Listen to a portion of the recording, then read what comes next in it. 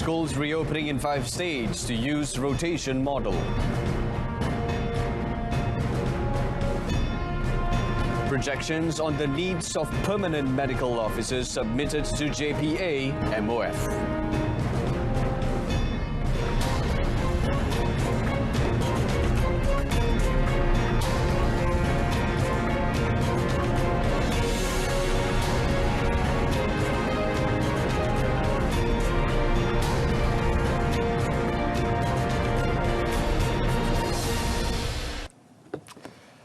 Welcome to Updates at Noon with me, Brendan Lepore. Year 1 to Year 6 pupils in primary schools, as well as those in removed classes, and Form 1 to Form 4 students in secondary schools in Perlis, Perak, Pulau Pinang, Sabah and Kedah will be attending school using a rotation model. The Education Ministry said decision to bring all students back was made after monitoring the situations at schools since schools resume face-to-face learning starting the 3rd of October, using the guidelines for School Management and Operations 3.0. In a statement today, the ministry also said students in full boarding schools will be resuming face-to-face lessons without using the rotation model. The details for admission into full boarding schools will be provided by the schools to parents and guardians at a later date. It also said that this will also apply to all private schools and educational centres registered with the ministry. Yesterday, the ministry announced that educational institutions under the ministry in Perlis, Perak, Pulau Pinang, Sabah and Kedah will resume operations on 21st and 22nd November. In accordance with the regulations stipulated under Phase 4 of the National Recovery Plan. The Health Ministry is currently in the process of preparing a projection on the number of medical officers to be appointed on a permanent basis. Health Minister Khairi Jamaluddin said the projection would be submitted to the Public Service Department, JPA, and the Finance Ministry to review on how much manpower is needed in the health sector. Under the recently tabled Budget 2022, these officers will have their contracts extended up to 4 years. Menerusi pembentangan belanjawan tempoh hari, kerajaan telah bersetuju untuk menyambung pelantikan secara kontrak kepada 10,583 orang pegawai perubatan, pergigian dan farmasi dengan peruntukan sebanyak 336.35 juta ringgit. Selain itu, kerajaan juga akan menyediakan 100 juta ringgit bagi dimanfaatkan 3,000 pegawai kontrak perubatan dan pergigian bagi penajaan program kepakaran. Khairi said since the end of 2016, more than 24,000 medical officers had been hired under contract by the ministry. However, only 1,000 given permanent posts. Prime Minister Datuk Seri Semasa arrived in Jakarta this morning to begin a 3-day official visit to Indonesia. The plane carrying the Premier and his delegation, which included Finance Minister Tengku Datuk Seri Zafrul Tengku Abdul Aziz, landed at Halim Perdana Kusuma International Airport at 10:10 a.m. local time. The Prime Minister and his delegation were welcomed at the airport by Foreign Minister Datuk Saifuddin Abdullah and Indonesian Minister of Education, Culture, Research and Technology Nadiem Anwar Makarim. This is Datuk Seri Semasa's first visit to the neighbouring country since taking the oath of office as the 9th Prime Minister on 21st August. He is expected to hold a meeting with Indonesian President Joko Widodo at Istana Bogor tomorrow. The Premier's visit will see the signing of 2 memorandums of understanding involving education and customs. The 3-day official visit is at the invitation of President Joko Widodo and will give Kuala Lumpur and Jakarta the opportunity to discuss further the recovery process post-pandemic of both countries. The launch of vaccinated travel lanes (VTL) between Changi Airport in Singapore and Kuala Lumpur International Airport is capable of reviving the air travel industry. Transport Minister Datuk Seri Dr. Wee Ka Siong said the announcement was welcomed by Malaysians, especially those working in the air travel industry. Under VTL, tourists who have completed their COVID-19 vaccination can travel between Malaysia and Singapore without undergoing quarantine or complying with a stay-home notice if they pass the COVID-19 test. Dr. Wee, in a Facebook post, hoped that SOPs such as mandatory quarantines and home quarantines could be relaxed, considering the great progress made by both countries in managing the pandemic and vaccination efforts.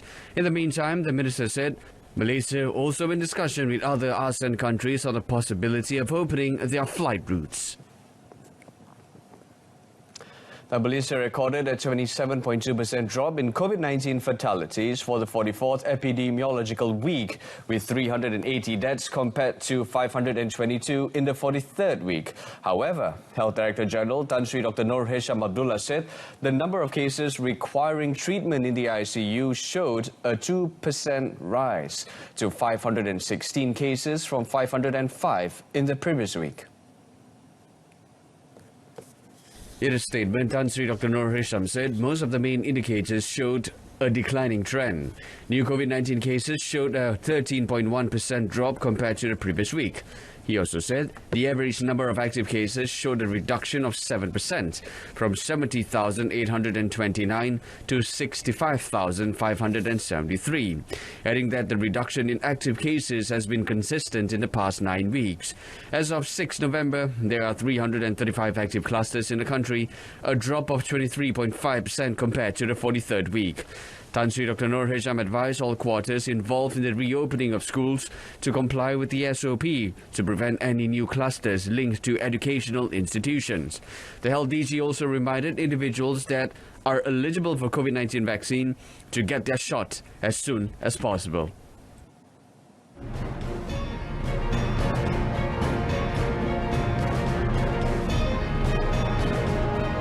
Coming up next, MMEA busts human trafficking syndicate in Klang Valley. That and more. Stay with us.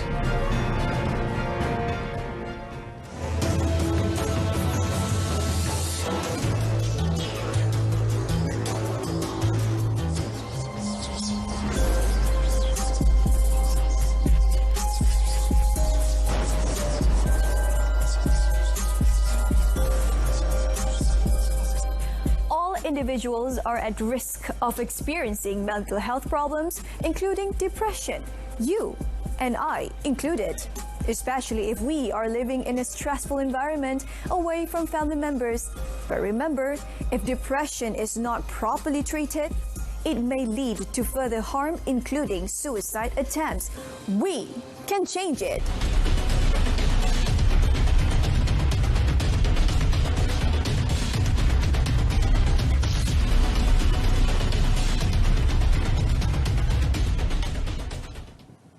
Welcome back. The number of flood evacuees in Kedah continued to decrease to 500 people this morning compared to 616 yesterday evening. So far, 5 temporary relief centres (PPS) are still operating in the Kota Star district.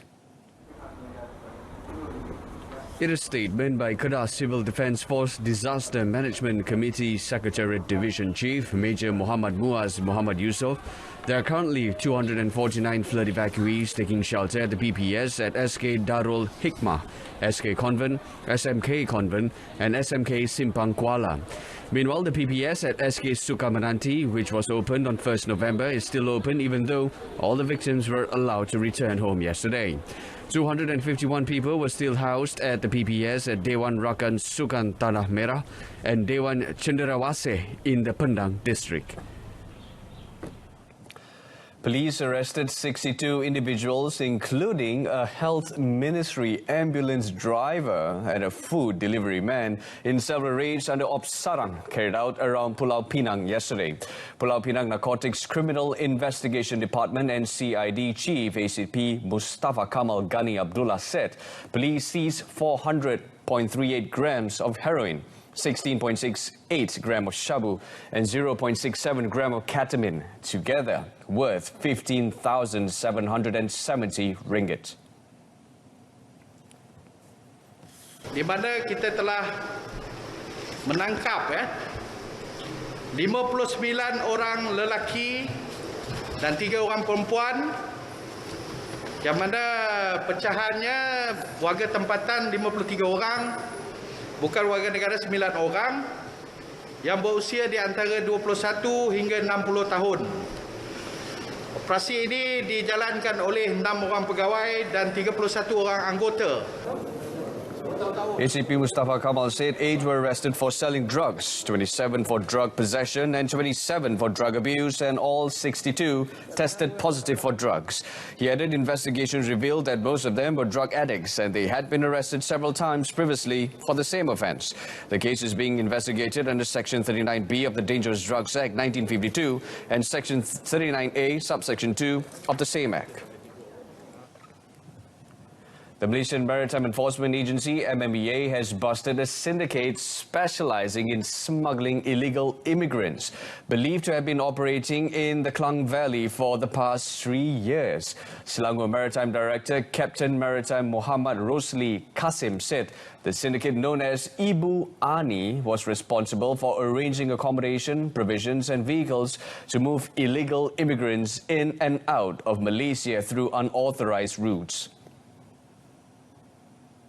He said the syndicate was busted following information from 25 illegal immigrants and 6 agents who were arrested during an Benteng operation last Friday. Acting on the information, MMEA raided several locations and premises in Kuchai Lama, Kuala Lumpur, that led to an arrest of an Indonesian woman aged 56 known as Ibu Ani. Serbuan dilakukan di beberapa lokasi dan kita berjaya menahan Ibu Ani dan juga ini yang ada kaitan dengan dia macam transporter. A boat and multi-purpose vehicle, 2 vans and several mobile phones with a total estimated value of almost 450,000 ringgit were also seized during the raids. All the suspects will be investigated under the Anti-Trafficking in Persons and Anti-Smuggling of Migrants Act 2007 and the Immigration Act 1959-63. The National Men's Special Project Squad will, among others, focus on improving on their finishing and penalty corner variations ahead of the 2021 Men's SAHIH Hockey Junior World Cup in Bhubaneswar, India from 24th November to the 5th of December.